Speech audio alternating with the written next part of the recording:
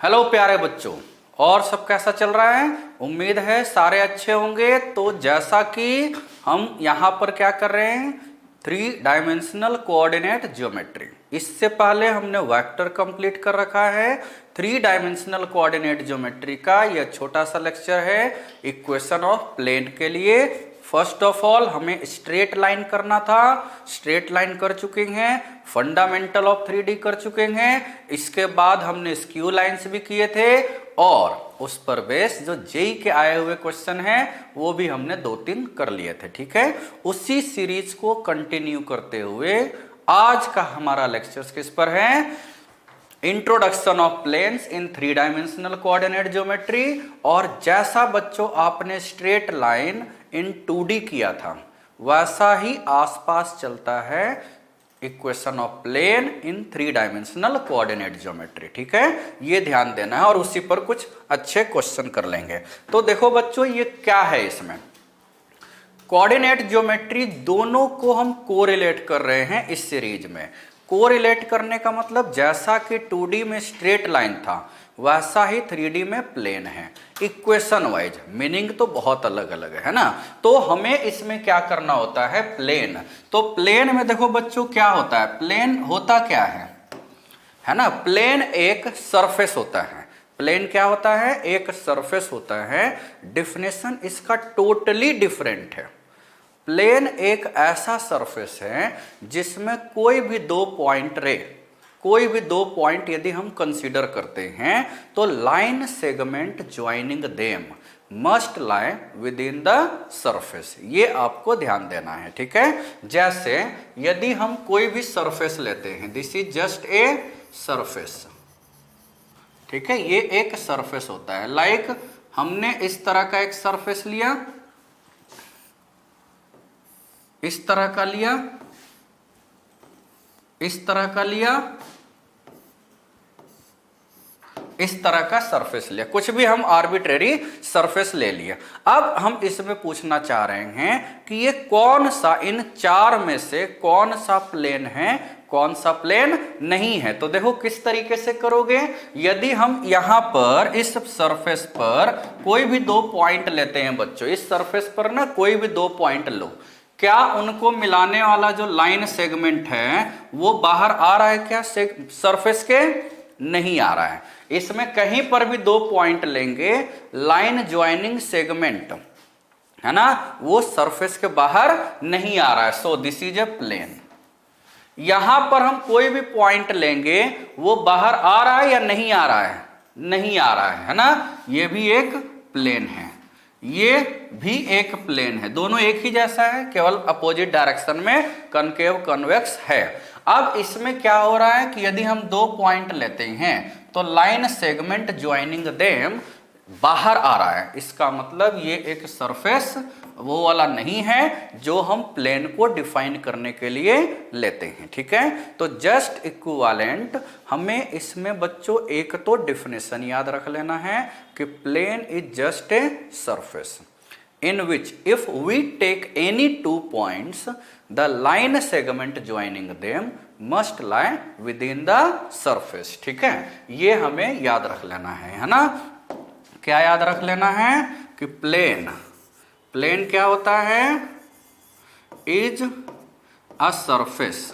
Plane एक surface होता है बच्चों, in which if we take any 2 points है ना, if we take any 2 points। ये इसीलिए याद रखना है क्योंकि आगे चल के जब हम इसका इक्वेशन निकालेंगे तो उसमें कहीं कहीं पर ये यूज होगा। If we take any 2 points the line segment joining them, the line segment joining them must lie, joining the line segment joining them must lie on the surface। ठीक है, तो ये एक ऐसा सरफेस है जिसमें हमें कोई भी 2 पॉइंट से आइडिया लग जाता है। एनी 2 पॉइंट का मतलब कहीं पर भी हम ले सकते हैं। तो ये तो इसका डेफिनेशन हो गया। देखो बच्चों, डायरेक्ट हमें क्या याद रखना है कि जो काम हमने स्ट्रेट लाइन 2D में किया था, general equation of straight line ax plus B Y plus C लिए थे, यहां पर जनरल इक्वेशन ऑफ प्लेन जो हो जाएगा आपका जनरल इक्वेशन, है ना, general equation of plane same उसी तरीके से, है ना, ये आपको याद रख लेना है। जनरल इक्वेशन ऑफ प्लेन क्या हो जाएगा, ax plus B Y plus सी जेड, यहाँ जेड कोऑर्डिनेट आ जाएगा क्योंकि हम 3D में कर रहे हैं, ठीक है। तो ये वहां c यहाँ होता था, यहाँ d हो जाएगा, ठीक है, ये हो जाएगा। या इसी को लिखा जा सकता है, यदि हमने यहाँ पर d को उधर ले गए तो माइनस डी हो गया, और माइनस डी से डिवाइड कर देते हैं, तो ये माइनस a बाई डी को कैपिटल A, फिर कैपिटल B, फिर कैपिटल C, यहां से हम लिख सकते हैं ये, ठीक है। यानी यहां से हमें ये पता चल गया। अब आगे करेंगे कि ये ABC क्या था। जैसे 2D किए हो बच्चों, 2D में क्या होता है कि कोई भी हम स्ट्रेट लाइन का एक क्वेश्चन लेते हैं, तो ax plus B Y plus c is equal to 0 लिए थे ना, वहां पर a और b यानी जो x और y का कोफिशिएंट था उसके साथ कुछ स्लोप का रिश्ता था, minus of a by b. तो यहां पर भी बच्चों आपका एक्स वाई जेड का जो कोफिशिएंट है ए बी सी, ये बेसिकली स्लोप यानी 3D में डायरेक्शन रेशियो के साथ रिश्तेदारी आएगी। अब प्लेन का डायरेक्शन रेशियो होता नहीं है तो हम नॉर्मल का लेंगे, आगे कंपेयर करेंगे, ठीक है। तो यहां से हमें ये पता चल गया to get equation of plane, equation of plane हमें चाहिए बच्चों। इसके लिए क्या चाहिए, we need how many condition, we need 3 condition. जैसे कि स्ट्रेट लाइन इन 2D में था 2 कंडीशन, वैसे ही यहां पर आपका टोटल कितना 3 कंडीशन चाहिए। यदि 3 कंडीशन पता है तो हम इक्वेशन ऑफ प्लेन निकाल सकते हैं बच्चों। ये आपको अच्छे से याद रख लेना है कि प्लेन का इक्वेशन, जनरल इक्वेशन ये वाला याद रखना है, या फॉर्म करने के लिए ये याद रखना है जिससे आपको 3 इक्वेशन चाहिए, ठीक है। इसी का यदि हम देखते हैं वेक्टर फॉर्म, तो वेक्टर फॉर्म भी 2D में क्या था, केवल कार्टेशियन फॉर्म था। 3D में दोनों फॉर्म चलेगा, एक होता है वेक्टर फॉर्म और ये जो यहां पर कर रहे हैं ये है कार्टेशियन फॉर्म, ठीक है। जैसे इसी का यदि हम वेक्टर फॉर्म देखते हैं,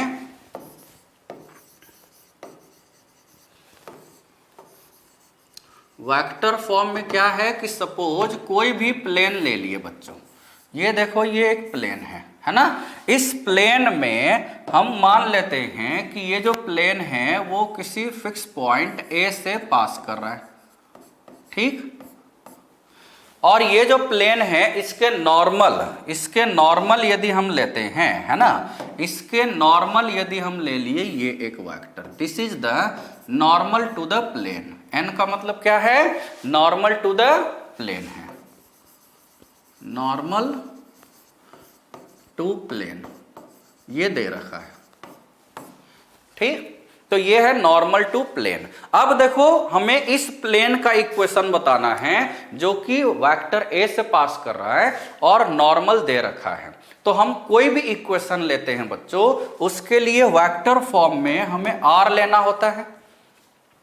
कार्टेशियन में कोई भी पॉइंट x, y, z की जो रोल है सेम वही वेक्टर में r का होता है। स्मॉल r का मतलब vector wise xi cap plus yj cap plus zk cap, तो वो हम ले सकते हैं। यानी अपना मन से कोई पॉइंट p ले लिया, है ना, लेट, ठीक। यानी लेट p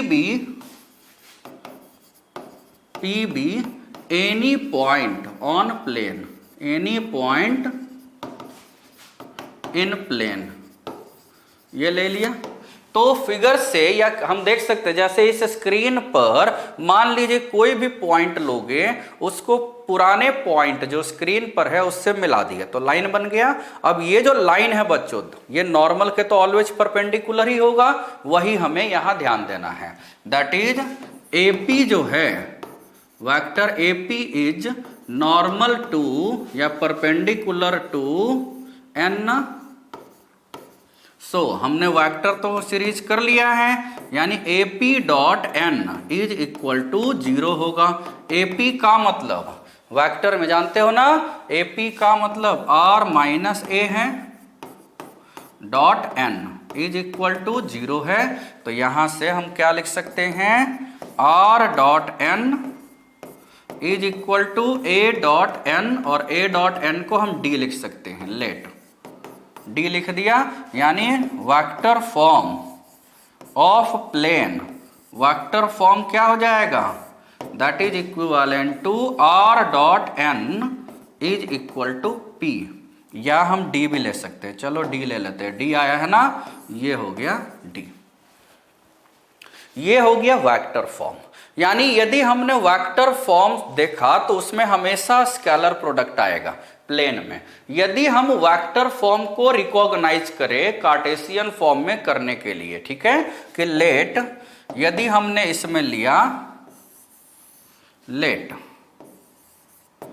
ये जो पॉइंट फिक्स पॉइंट लिए वो तो चला गया है ना, हमने इसको अलग से लिख दिया, let n is equal to, यानी नॉर्मल टू द वेक्टर, हमने A I cap plus B J cap plus C K cap लिख दिया, ठीक। और r का मतलब होता ही है, r तो अपना मन से हमेशा यही लिखते हैं, x i cap plus y j cap plus z k cap. So r dot n, r dot n यहां से क्या हो जाएगा, r dot n a x plus B Y plus C z is equal to d. D देखो positive हो या इधर जाके हो पॉजिटिव, कोई मतलब नहीं। यहां से ये हमें पता चल गया कि ए बी सी जो है एक्स वाई जेड का कॉफिशेंट, जैसे 2D में जो x और y था कॉफिशेंट था, a और b था, उसका रेशियो स्लोप हो रहा था माइनस लेके, माइनस a बाई बी था ना slope of straight line in 2D। यहां पर ए बी सी क्या है, डायरेक्शन रेशियो है, प्लेन का होता नहीं है, लाइन का होगा, यानी normal to the plane, that is A b c. यानी जब भी बच्चों आपको लिखना है इक्वेशन ऑफ प्लेन, तो ए बी सी यानी एक्स वाई जेड का coefficient are direction ratio of its normal, उसके नॉर्मल का डायरेक्शन रेशियो है, याद रहेगा।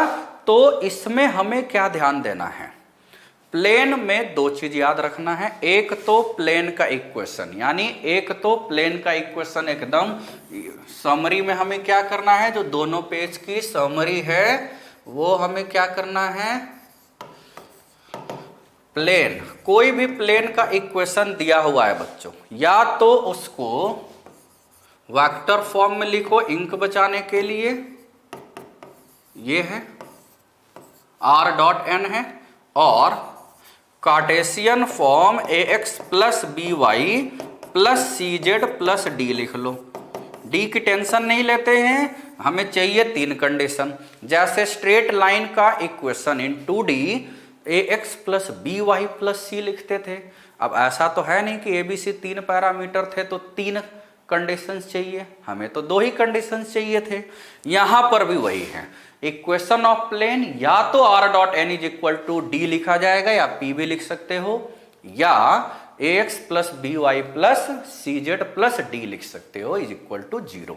ज्यादा यूज स्ट्रेट लाइन में, जब 3D का स्ट्रेट लाइन किए थे पिछले लेक्चर्स में, तो उसमें हम वेक्टर फॉर्म यूज किए थे।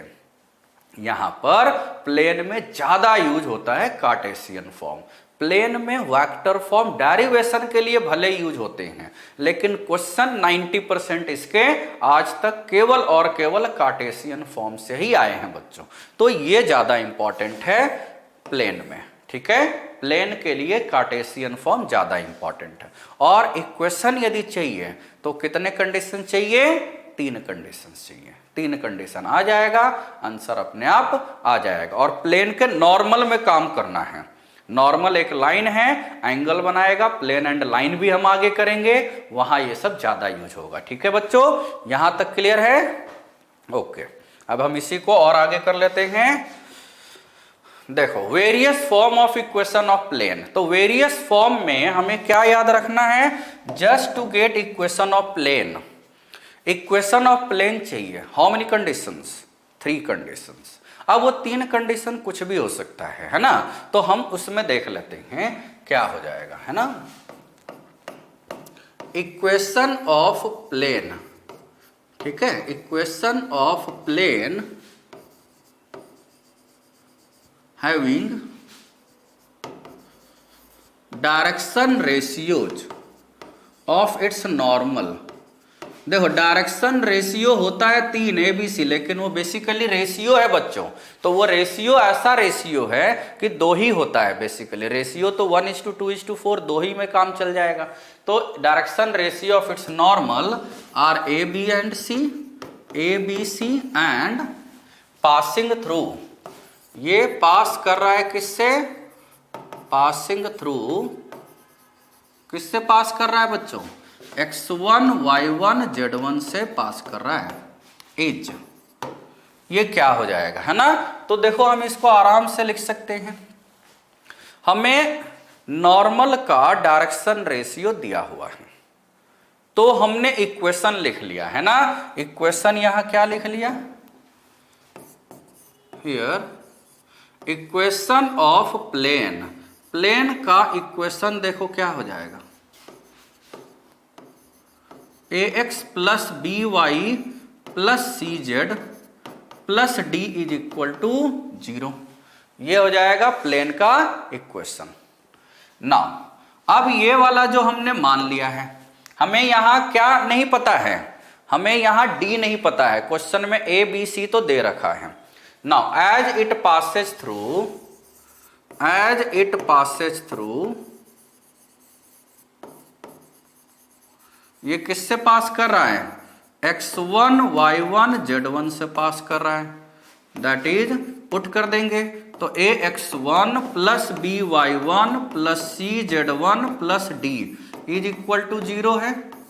दूसरा आ गया, इन दोनों को माइनस कर लेते हैं, d से d खत्म हो गया, है ना। So the required equation of plane, required equation of plane बच्चों क्या हो जाएगा, प्लेन का रिक्वायर्ड इक्वेशन आ गया a times x minus x1 plus b times y minus y1 plus c times z minus z1 is equal to 0। ये आ गया equation of required plane, d से d खत्म हो गया ना, अब हम माइनस कर दिए हैं तो इक्वेशन ऑफ प्लेन आ गया। बहुत आसान है ना बच्चों, ये एकदम आसानी से आपको याद हो जाएगा, कुछ उसमें है ही नहीं। जैसे यदि हम बोलें इक्वेशन ऑफ प्लेन, क्वेश्चन है इक्वेशन ऑफ प्लेन निकालना है passing through, passing through P, P का कोऑर्डिनेट ले लिया a, b, c, है ना। हमें प्लेन का वो इक्वेशन बताना है जो P से पास कर रहा है, यानी x1 y1 z1 दे दिया, and perpendicular to line OP, OP के परपेंडिकुलर है, where O is the origin, O is origin, मतलब OP के परपेंडिकुलर है बच्चों, OP के क्या है, परपेंडिकुलर है और P से पास कर रहा है। तो सोचो ये ऐसा प्लेन है ना, ये प्लेन है, यहां P है, ये आपका P दिया हुआ है, और ये जो लाइन OP है ना, ये जो लाइन OP है इसके परपेंडिकुलर है, जहां O ऑरिजिन है। तो हम देख सकते हैं ना, OP यदि प्लेन के परपेंडिकुलर है, यानी OP जो है वो इस प्लेन का नॉर्मल है, तो OP का डायरेक्शन रेशियो तो निकल जाएगा, एज OP इज नॉर्मल, कुछ डायरेक्शन रेशियो, जिसका डायरेक्शन रेशियो क्या है, डायरेक्शन रेशियोज आर 2 पॉइंट को मिलाने से, दो पॉइंट को मिलाने से जो लाइन बनता है बच्चों, उसका डायरेक्शन रेशियो क्या हो जाता है, x2 minus x1 comma y2 minus y1 comma z2 minus z1। उल्टा भी ले सकते हैं, x1 minus x2 y1 minus y2 z1 minus z2। तो यहां पर क्या आ जाएगा, a minus 0 b minus 0 c minus 0, ये आ गया ना। और ये पास भी ए बी सी से कर रहा है, तो इसमें ए बी सी के जगह पर तो ए बी सी है, क्यों, क्योंकि दूसरा पॉइंट ओरिजिन था। x1 y1 z1 के जगह पर भी ए बी सी है, तो इक्वेशन क्या हो जाएगा, इक्वेशन इज, इक्वेशन आ गया, इक्वेशन इज क्या आ गया, a times x minus x1 plus b times y minus y1 plus c times z minus z1 is equal to 0। ये आ गया। अब इसको चाहो तो और आगे लिख सकते हो, इसको this can be written as ax plus by is equal to a square plus b square plus c square. ये आपको अच्छे से याद रख लेना है, ठीक है। याद क्या, इस तरह के क्वेश्चन, मतलब एक पॉइंट दिया हुआ है और direction ratio of the line दिया, मतलब नॉर्मल दिया हुआ है अपने आप। लाइन का मतलब यहां नॉर्मल ही लेना है, ठीक है। यदि कुछ नहीं दिया हुआ है तो नॉर्मल ही तो डायरेक्शन रेशियो के लिए यूज होगा, याद रहेगा। ये आपको अच्छे से ध्यान देना है, ठीक है, क्लियर, ओके।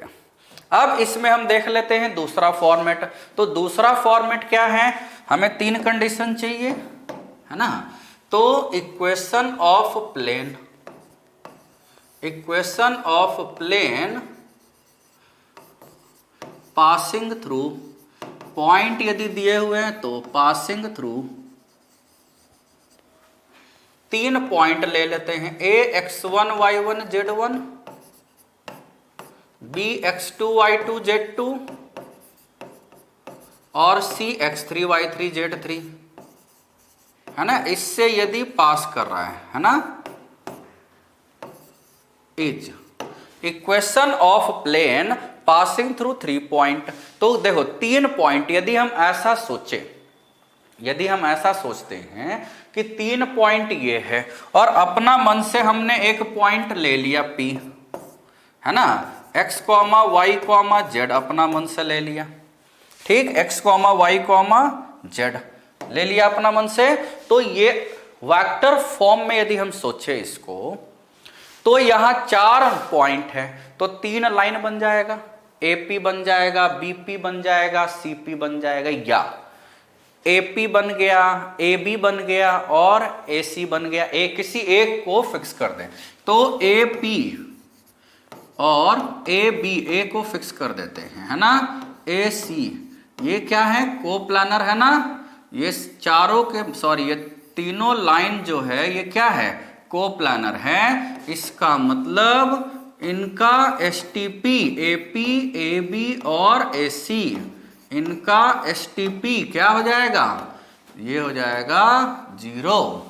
तो इनका स्केलर ट्रिपल प्रोडक्ट हो गया 0। तो यहां से इसी का वेक्टर फॉर्म क्या हो जाएगा, वेक्टर फॉर्म, ये तो हो गया वेक्टर फॉर्म। कार्टेशियन में बदल लेते हैं, तो x minus x1 y minus y1 z minus z1, फिर x2 minus x1 y2 minus y1 और z2 minus z1, x3 minus x1 y3 minus y1 और z3 माइनस z1 का determinant.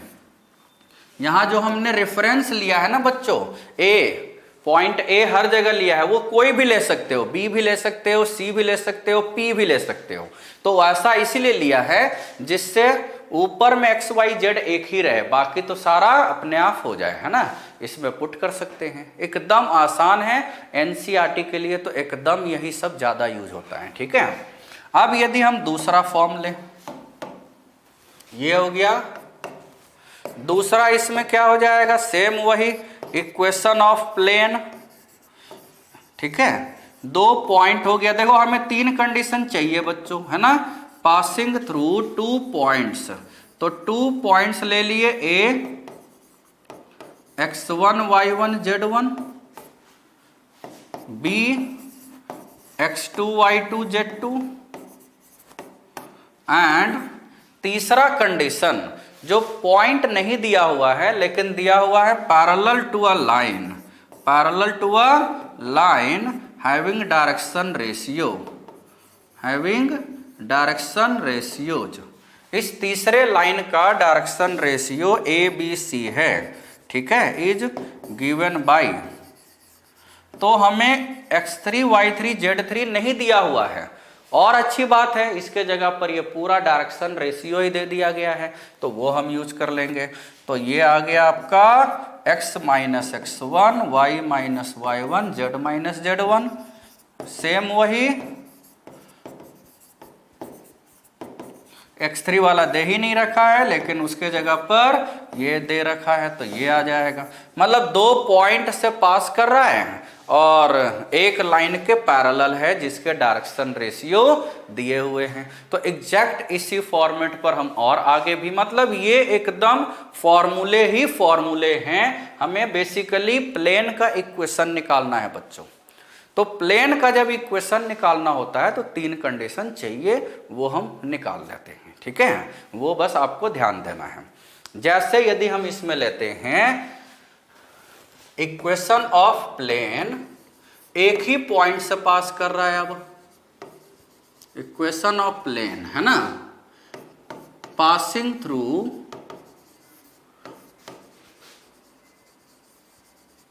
a x1 y1 z1 and parallel to the lines, ये अब दो lines के parallel है, parallel to the lines having direction ratios. एक line का direction ratios a1 b1 c1 है, दूसरे का a2 b2 c2 है।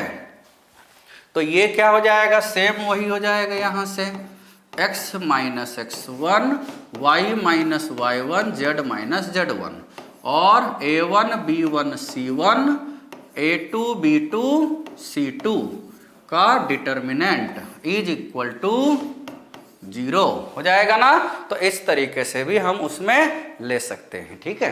तो ये आपको अलग अलग फॉर्मेट में याद रख लेना है। इक्वेशन ऑफ प्लेन तीन तो हो गए पॉइंट वाले, एक हो गए वो जो शुरुआत में लिए थे कि direction ratio of the normal दे रखा है, ठीक है। एक इसमें ले लेते हैं इंटरसेप्ट फॉर्म। तो आपको इंटरसेप्ट फॉर्म भी याद रख लेना है। इंटरसेप्ट फॉर्म जैसा कि 2D में आपने याद कर रखा है। इंटरसेप्ट फॉर्म 2D में क्या होता है भाई, याद है ना। हम यदि x axis y axis z axis ले लिए, ठीक है, और यहां से अब हम प्लेन ले लेते हैं। ये देखो प्लेन है, ये जो प्लेन है बच्चों x एक्सिस a पर y एक्सिस b और ये लेंथ दे रखा है, ये a है, ये b है और ये c है।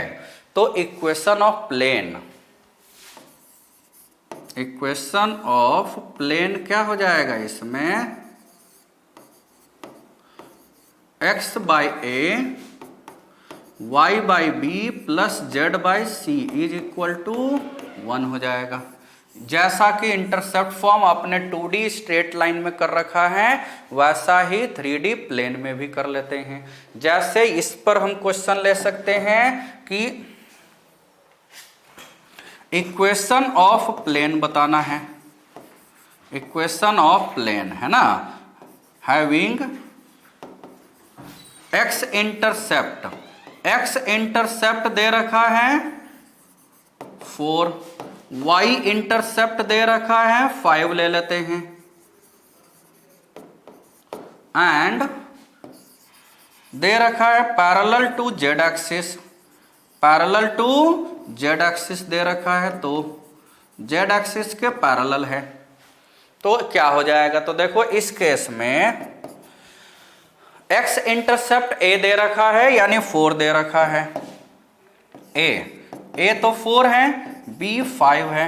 अब बताओ बच्चों, ये जो प्लेन है ये z एक्सिस के पैरेलल है, तो z एक्सिस पर लेंथ ऑफ इंटरसेप्ट कितना बनाएगा, इनफाइनाइट ना, देखो दो पैरेलल लाइन है, एक ये और एक और, पैरेलल लाइन आपस में तो मिलते नहीं हैं।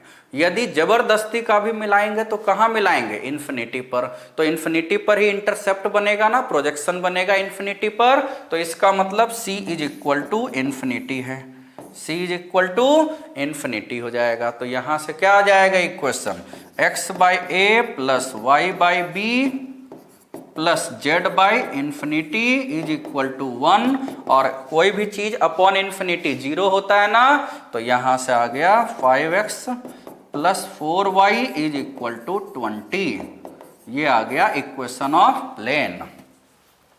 यानी इंटरसेप्ट फॉर्म भी आपको याद रखना है, इसके साथ ही साथ ये भी याद रखना है, ये ए बी सी यदि ये a, 0, 0 है, 0, b, 0 है, 0, 0, c है, तो इस ट्रायंगल का सेंट्रॉइड तो याद है ना, सेंट्रॉइड ऑफ दिस ट्रायंगल क्या होगा, ऑफ ट्रायंगल ABC, वही जो 2D में याद किए हो भाई, a/3, b/3, c/3, ठीक, ये याद रखते हैं। Even area of triangle ABC, area of triangle ABC भी हम याद रखते हैं यदि इंटरसेप्ट दिया हुआ है तो। वैसे तो ट्रायंगल का एरिया वेक्टर से निकालोगे ना, हाफ AB क्रॉस AC का मॉडुलस ले लेना, वहां से आ जाएगा, है ना, तो वहां से half a² b² plus b² c² plus c² a², ये कुछ एक्स्ट्रा नॉलेज है इसी कंसेप्ट के बेसिस पर वो हम लिख दे रहे हैं, ठीक है। बाकी इंटरसेप्ट फॉर्म तो, यानी इक्वेशन ऑफ प्लेन आपको कितने फॉर्म हो गए भाई, 5। पहला तो डायरेक्शन रेशियो ऑफ नॉर्मल दे रखा था, पॉइंट से पास कर रहा है, फिर 3 वाले वो हो गए, 2 पॉइंट, 3 पॉइंट, 1 पॉइंट, फिर एक इंटरसेप्ट हो गए। देखा जाए 6th फॉर्म भी होता है, याद करो वो पुराने दिन जब हम लोग 2D किया करते थे, 2D में एक नॉर्मल फॉर्म होता था, x cos theta plus y sin theta is equal to p, तो यहां पर भी हो जाएगा वही x cos alpha plus y sin alpha plus, मतलब cos अल्फा sin अल्फा नहीं बोलते हैं, cos बीटा बोल देते हैं, है ना। तो एक नॉर्मल फॉर्म भी आपको याद रख लेना है, बहुत कम यूज होगा, नॉर्मल फॉर्म ऑफ प्लेन, है ना, क्या हो जाएगा, x cos alpha plus y cos beta plus z cos gamma is equal to p, जहां p जानते हो ना बच्चों, p का मतलब होता है perpendicular distance from origin to the plane, और यदि ऑरिजिन नहीं है तो हमें परपेंडिकुलर डिस्टेंस याद रख लेना है। तो परपेंडिकुलर डिस्टेंस वाला करने के बाद फिर हम 1-2 क्वेश्चन कर लेंगे, है ना। तो यदि एक प्लेन दिया हुआ है, ठीक है,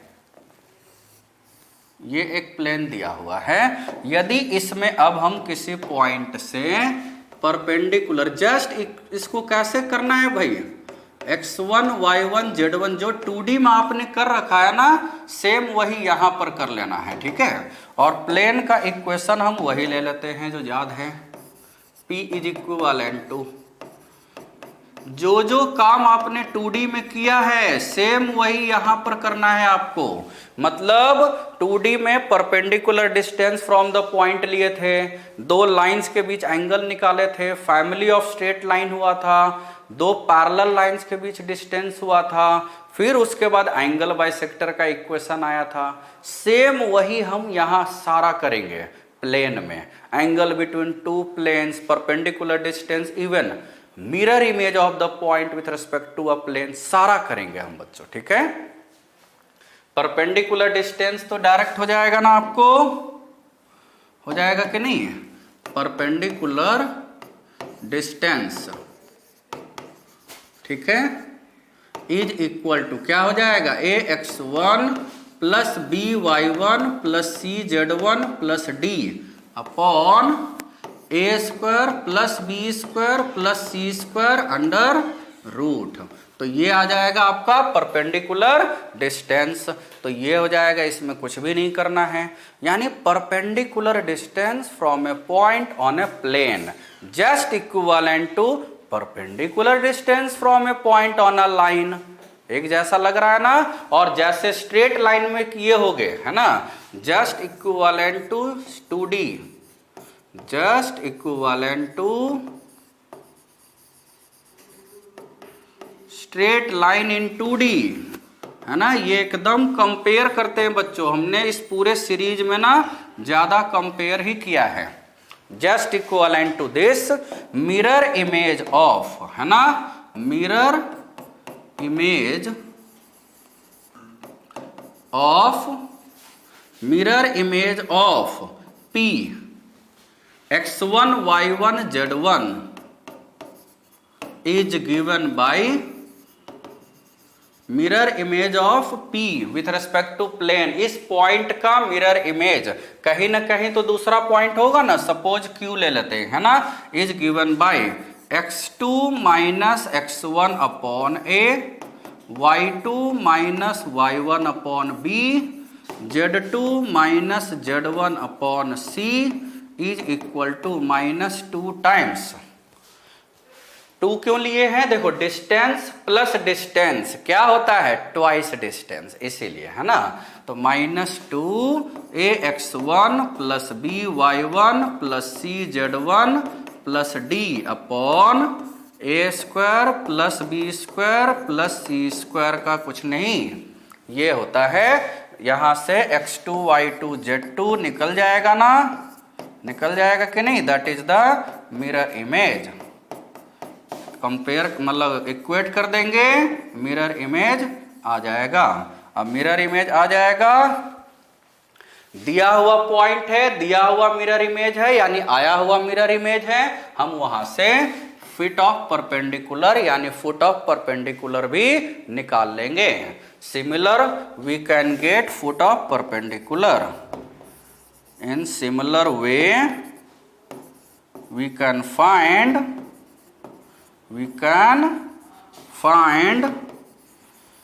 फुट ऑफ परपेंडिकुलर। ठीक है, याद रहेगा बच्चों, जैसा कि आपने 2D में किया था। यानी यदि आपका 2D क्लियर नहीं है तो नेचुरल सी बात है 3D में डिफिकल्टी जाएगी। 3D क्लियर हो जाएगा, 2D भी क्लियर हो जाएगा। 2D क्लियर था तो 3D अलग से कुछ ज्यादा कम से कम प्लेन में तो करने की जरूरत नहीं होगी आपको। ठीक है, याद रहेगा यहां तक। अब देखो, इस पर क्वेश्चन हम कर लेते हैं। ये क्वेश्चन है जेईई मेन 2011 में आया हुआ। The distance of the point, इस पॉइंट का डिस्टेंस फ्रॉम द प्लेन, है ना, measured along a straight line. मतलब देखो, एक प्लेन कहीं पर आराम से बैठा हुआ था। ये देखो एक प्लेन है, ठीक, ये एक प्लेन है। अब हम किसी पॉइंट को लिया हमने 1, -5, -5, 9 इसको लिया, इसको ले जा रहे हैं किसी के अलोंग। अब ये अलोंग क्या है?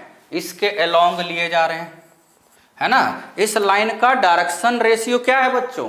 1, 1, 1। ठीक, तो इक्वेशन ऑफ लाइन लिख लिए, इक्वेशन टू लाइन। प्लेन और लाइन में ना हमेशा यही होता है, लाइन का इक्वेशन लिखेंगे, लाइन का इक्वेशन लिख लिए और वहां लैम्डा लिख देंगे। Any point on the line निकाल लेंगे। अब वो हम पुट कर देंगे लैम्डा के टर्म्स में। जो पॉइंट आया वो प्लेन में, प्लेन वाला पॉइंट सेटिस्फाई करेगा, लैम्डा आ जाएगा, डिस्टेंस फार्मूला से निकाल लेंगे। तो ये है, देन डिस्टेंस हमें बताना, यानी डिस्टेंस फार्मूला ये ले लेते हैं ए, है ना। इक्वेशन ऑफ लाइन क्या आ जाएगा? x minus x1 upon direction ratio तो यही है ना, इसी के लॉन्ग है, y प्लस 5 अपॉन ये, और z माइनस z1 अपॉन 1, यही तो है ये। ठीक, ये आ गया आपका इक्वेशन ऑफ लाइन। इसको यदि हम ले लेते हैं इज इक्वल टू लैम्डा, ठीक है, that is any point on the line, any point on the line. इस लाइन पर कोई भी पॉइंट क्या आ जाएगा? ये आ जाएगा आपका 1 प्लस लैम्डा -5 प्लस लैम्डा और 9 प्लस लैम्डा आ जाएगा ना। ये वो पॉइंट है। अब मान लिया जाए ये पॉइंट है बी, लेट। अब यदि हम ये बी ले लेते हैं प्लेन में, है ना, तो प्लेन के इक्वेशन को सेटिस्फाई करेगा। If B lies on plane, तो प्लेन का इक्वेशन दे रखा है बच्चों, देखो x minus y plus z is equal to 5। तो यहां से हम पुट कर लिए x का मतलब 1 प्लस लैम्डा माइनस वाई यानी लैम्डा माइनस 5, -5 प्लस लैम्डा यानी लैम्डा माइनस 5 और प्लस जेड यानी lambda plus 9 is equal to 5 है। तो यहां से देखो आपका क्या आ गया, लैम्डा से लैम्डा एक तो कट गया, लैम्डा बच गया एक। अब 1 प्लस 5 6 प्लस 9 15, वहां चला गया -10 यानी लैम्डा आ गया -10 ना आया। वैसे तो देखो 5 से 5 भी कट गया, लैम्डा माइनस ना, इसका मतलब दैट इज बी कितना आ गया, बी का कोऑर्डिनेट देखो यही है ना, लैम्डा -10 रख लिया तो ये आ गया -9 कॉमा -15 कॉमा और -1, ये आ गया बी। तो अब देखो हमें ए तो पता है बच्चों और बी निकाल लिया हमने, सो क्या हो जाएगा, that is A B, distance formula ना, A B is equal to distance formula क्या हो जाएगा, -9 यानी ये आ गया 100 प्लस 100 प्लस 100 यानी 10√3 डिस्टेंस फॉर्मूला है ना। तो डिस्टेंस फॉर्मूला से ये आ गया 10√3, आसान है ना। तो इस तरीके से ये जेईई मेन 2011 मतलब किसी पॉइंट को किसी लाइन के अलोंग ले जाया गया। भाई किसी को भी हम खींच के ले जाते हैं तो किसी दिए हुए या माने हुए डायरेक्शन में ले जाते हैं ना, ऐसे तो ले नहीं जा सकते किसी को। तो पॉइंट को किसी दिए हुए डायरेक्शन के अलोंग ले जाया गया। अब जा रहा है कहीं ना कहीं तो किसी से मिलेगा, तो वो प्लेन से मिल गया तो पॉइंट निकाल लेना है। तो मेन ये वाला लाइन है, ये वाला जो लाइन है ना, इक्वेशन ऑफ लाइन, ये बड़ा इंपॉर्टेंट है बच्चों, ठीक है। अब हम अगला क्वेश्चन कर लेते हैं। देखो ये है जेईई मेन 2012 का, an equation of a plane parallel to the plane, इस प्लेन के पैरेलल। अभी हमने एंगल बिटवीन टू प्लेन्स नहीं बताया है, लेकिन हमने ये बताया है बच्चों कि straight line is just equivalent to plane in 3D, straight line in 2D same.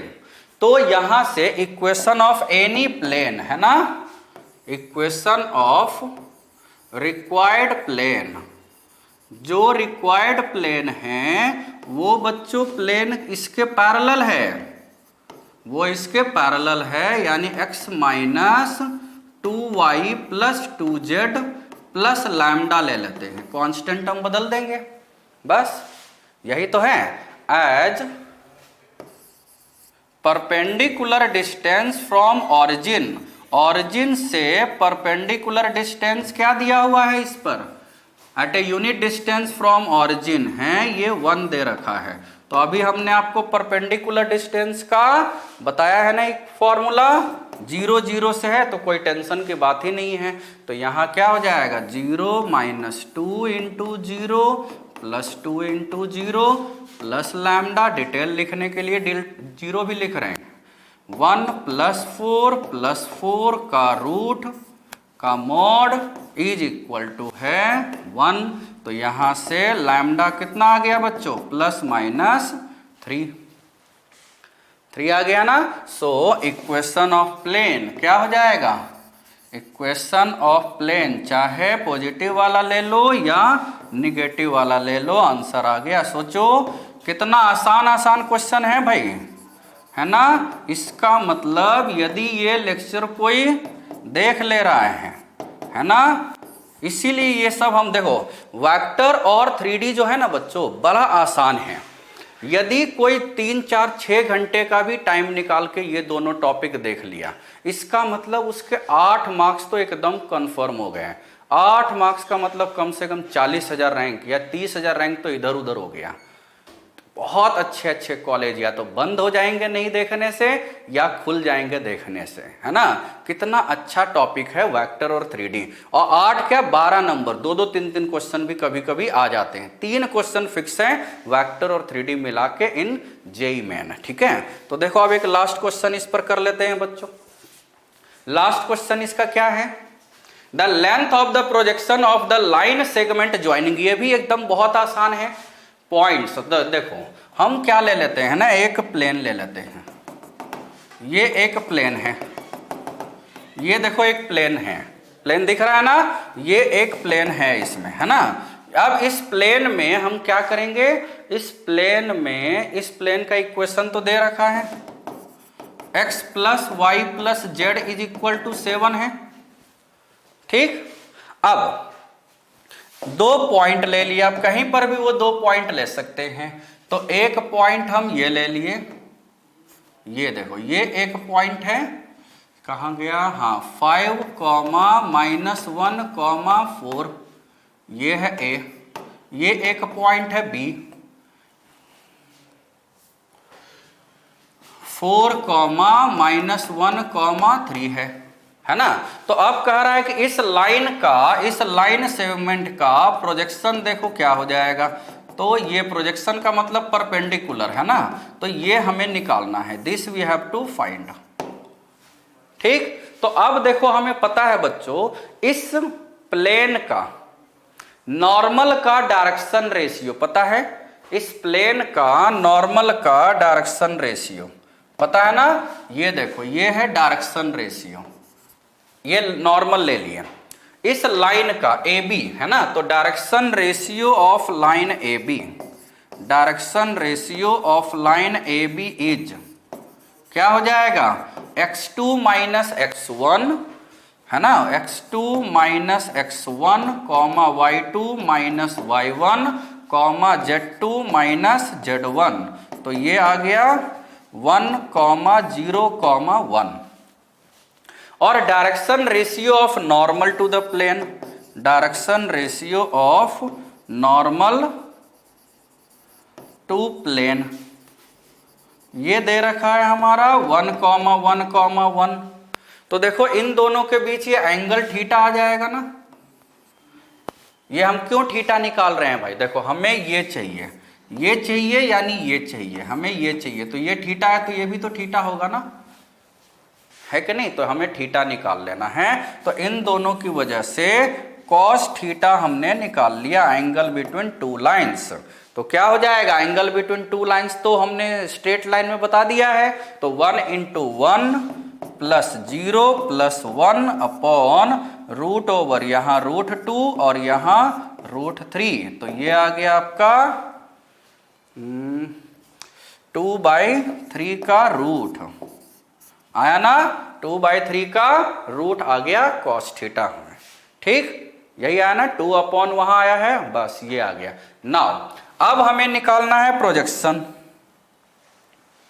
तो देखो यहां से निकाल लेते हैं प्रोजेक्शन, जो आपको पूछा जा रहा है ना। तो प्रोजेक्शन का मतलब देखो ये वाला लेंथ है, यही लेंथ है ना, तो ये AB sin थीटा हो जाएगा। तो AB × sin theta, distance formula से AB निकाल लिए होगे, डिस्टेंस फार्मूला से AB तो निकाल सकते हैं ना। डिस्टेंस फार्मूला 5 - 4 यानी 1 + 1, √2 है डिस्टेंस फार्मूला, AB है √2। और cos थीटा हमें पता है 2/3 का ओवर रूट, तो sin थीटा क्या होगा 1/3 का रूट, है ना। तो ये आ गया 2/3 का रूट।